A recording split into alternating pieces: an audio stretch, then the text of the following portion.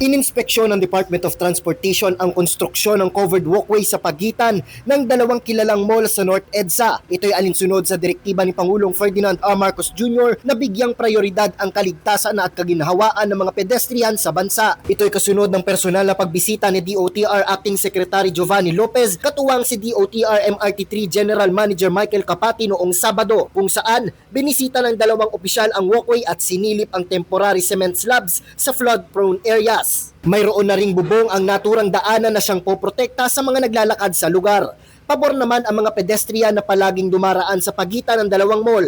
Ayon sa mga estudyanteng sina Jasmine at Mariel, dagdag kaligtasan ito para sa kanila. I think it's a good thing po na madadagdagan po yung covered since usually po dito po tumatapat yung araw or umuulan po.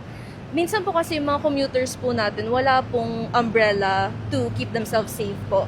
Same with her, talagang makakatulong po, lalo na students like us.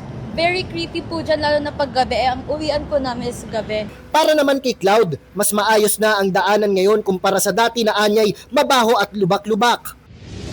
Maganda nga po kung mayroon ng covered walkway kasi po dito like medyo lubak-lubak po yung daan, tas medyo pangit po yung tingnan, tas medyo mabaho po. So, mas nakakatulong po siguro kung may covered walkway lang po talaga. Samantala, tuloy-tuloy naman ang paglalagay ng bubong sa walkway na kukumpleto sa proyekto na siyang magbibigay lilim sa mga dumaraan sa lugar, umulan man o umaraw. Pinasalamatan naman ng ahensya ang pamunuan ng MRT7. Anila, malaking tulong ang paglalagay ng covered walkway sa naturang lugar. Nauuna sa balitang totoo at laging bago. Jap Regala, Alauna sa Balita, Congress TV.